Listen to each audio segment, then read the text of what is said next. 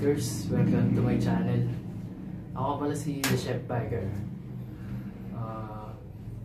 Hindi po ako magbabike ngayon, quick review ng bike, ng road bike na Phoenix. Tara, tignan na natin. Yan, ito po siya. Phoenix 700C. Pangalan nitong Phoenix ay Swift. Ito, yan na itsura niya. Tapos, mag-umpisa naman tayo sa drivetrain. Ito lang, stock lang yan niya. Hindi siya Shimano, pero style Shimano yung ruler niya. Tapos, 7 speed na to. Tapos, yung size ng sprocket niya, 28 teeth, yung pinakamalaki. Tapos, yung pinakamaliit, 14 teeth. Tapos, itong plato naman, yung pinakamalaki niya, 50 teeth. Tapos, itong maliit ay 36. Alloy na rin to. Tapos, naka-seal bearing na rin. Tapos, yung ordinary lang din, FT.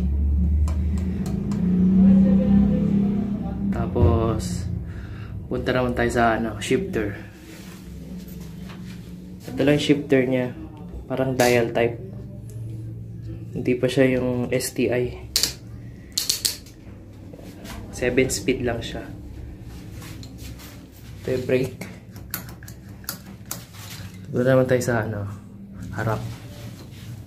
Itong fork na to, ito bakal lang to. Pero yung frame niya alloy.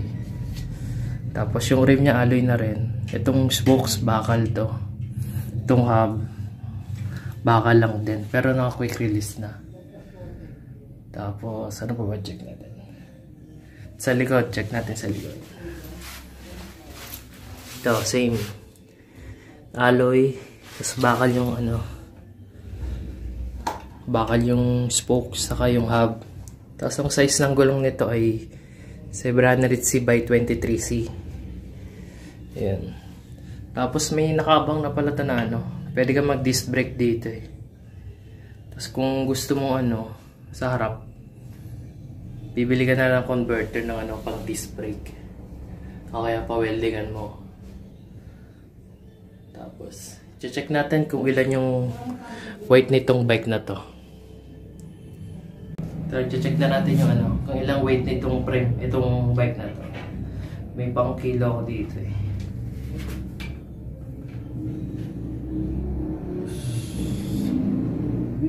Bigat ah.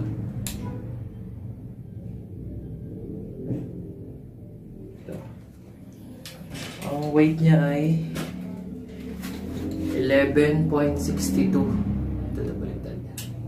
11.62. Ano ba ito?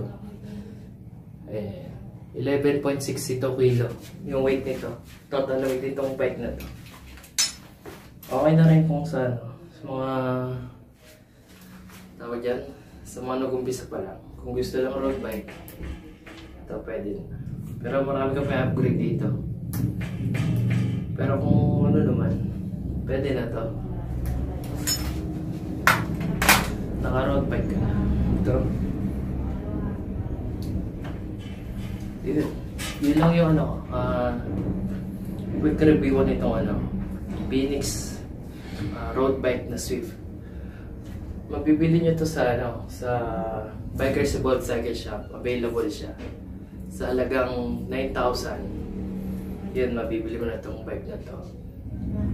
May bawas pa yun pag pumunta kayo dito sa shop. O kaya nag-PM kayo na lang kayo sa Facebook page ng Bikers Evolved Cycle Shop. Or comment down na lang kayo sa dito sa YouTube. Okay. Yun lang. Yan, sa mga bago sa channel ko, please like and subscribe. Click yung notification bell para ma-notify kayo. Thank you. Ride safe tayo lahat.